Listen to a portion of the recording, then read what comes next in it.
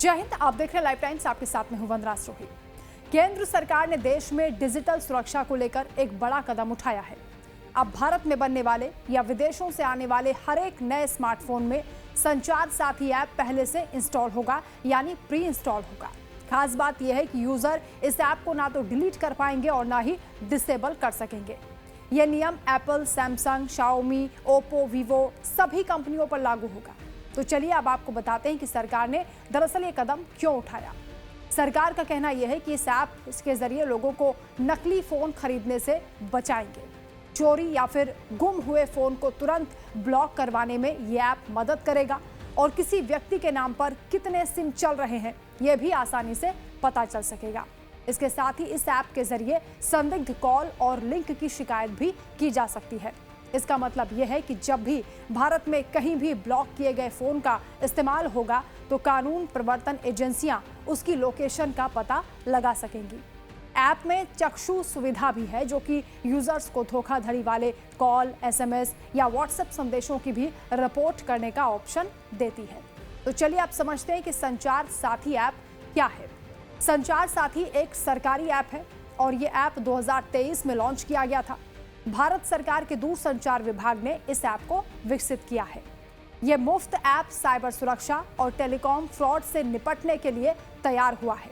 यह 2023 में web portal के रूप में शुरू हुआ था और 17 जनवरी 2025 को एंड्रॉयड और iOS के लिए भी ऐप के रूप में इस्तेमाल किया गया।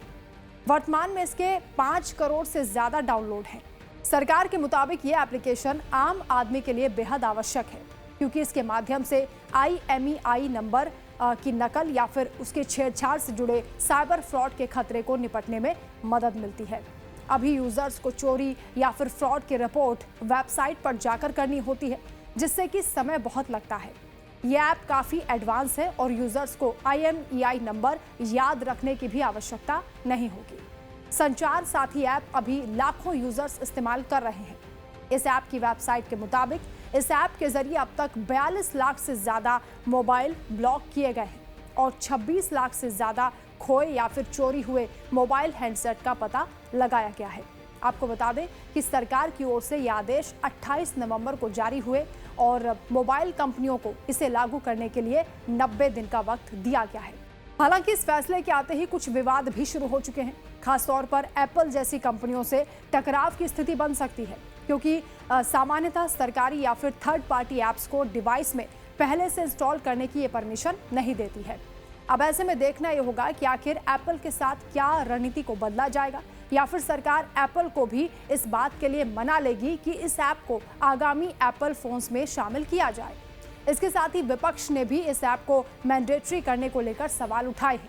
विपक्ष का ये कहना है कि ये प्राइवेसी के लिए खतरा है, जबकि सरकार का कहना यह है कि ये ऐप सुरक्षा के लिए है और ऐसे में अब ये देखना होगा कि विरोध को देखते हुए सरकार इस ऐप को लेकर क्या कदम उठाने वाली है और आम जनता के डेटा को कैसे सुरक्षित किया जाएगा, कैसे उन्हें भरोसा दिलाया जाएगा, ये भी देखना होगा।